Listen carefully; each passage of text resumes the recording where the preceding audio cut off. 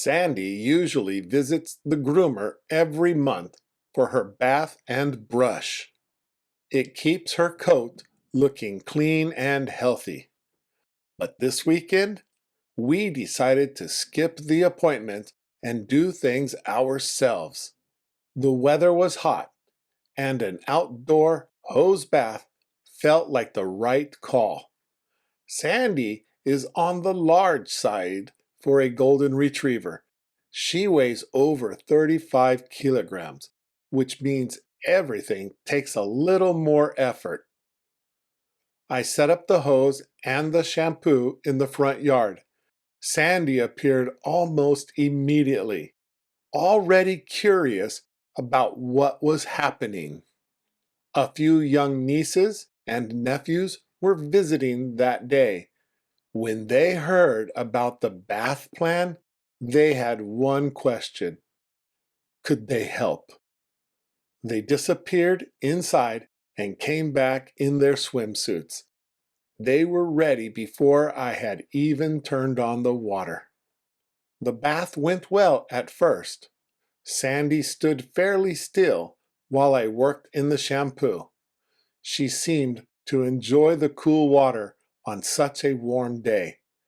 Then she shook, a full body shake, the kind that sends water in every direction at once. The kids shrieked and laughed. They were completely soaked. After that, they stopped trying to stay dry and just enjoyed it. Every time Sandy shook, the reaction was the same: screaming, laughing, running in circles. Once the rinsing was done, it was time to dry her. 4 of us got to work with 2 hair dryers and a pile of towels. Drying a 35-kilogram dog takes patience.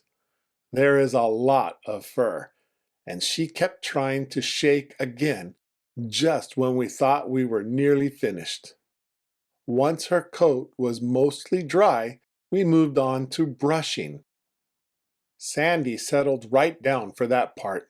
It was clearly her favorite. The brush came out full of loose fur on the very first stroke. Golden retrievers shed a lot, but after a bath, even more comes loose. We brushed for a long time, working section by section. The pile of loose fur on the ground kept growing. By the end, we had gathered it into a single ball. It was surprisingly large, nearly the size of a small cat. One of the kids held it up and everyone laughed. Sandy did not seem concerned at all. When we finally finished, Sandy's coat was soft and full. She smelled incredible, completely different from before we started. She walked around the garden slowly after that, tail high, like she already knew the result was worth it.